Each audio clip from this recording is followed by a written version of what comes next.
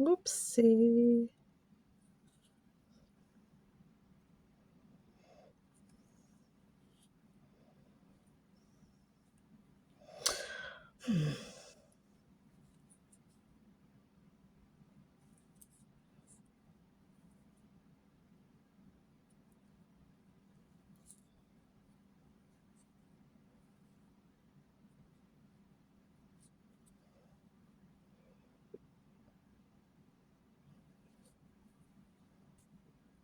Nope, it does it again.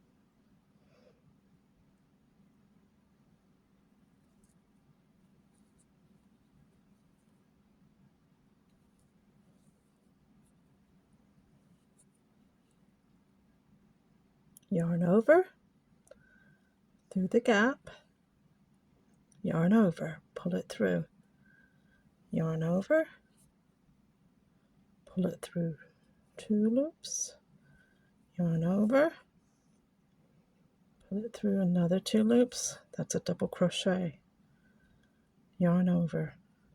Then you want the second loop back, right in the middle of the top of that knot, put your hook through, pull your yarn over and pull it through. Make sure it's nice and loose, let the thread run through your fingers. Yarn round again, back through the same hole, grab another loop. So now it's nice and loose and you've got 5 stitches. You've got your original loop and the 4 new ones that you made, so 5 altogether. Yarn over and then through all the loops.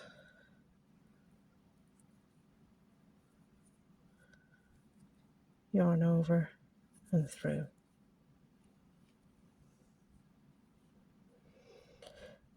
Now you're coming to the end, so what you're going to do is you go yarn over and do a double crochet in this stitch,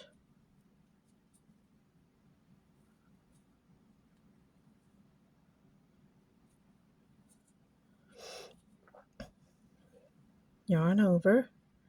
You want that big loop, that big hole right there, so it's like 1-2 stitches back. You're skipping a stitch and you're going into the second stitch. Yarn over, nice and loose. Keep your tension on your finger here though. Hold it with this finger, go back into the same hole, yarn over, pull it out, and you've got your 5 stitches. Yarn over, through all 5 stitches, through the loop again to lock it off. Okay, then you've got a gap here, so what you've got to do is you've got to do another double crochet into this loop again.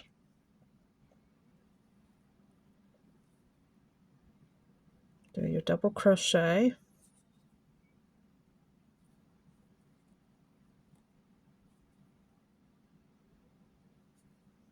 and then you want to chain 3.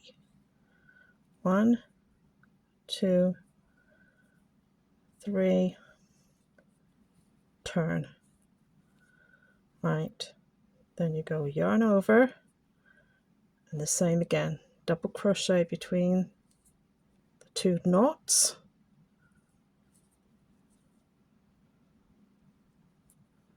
There's your double crochet, yarn over. You want the second stitch in the middle of the big knot.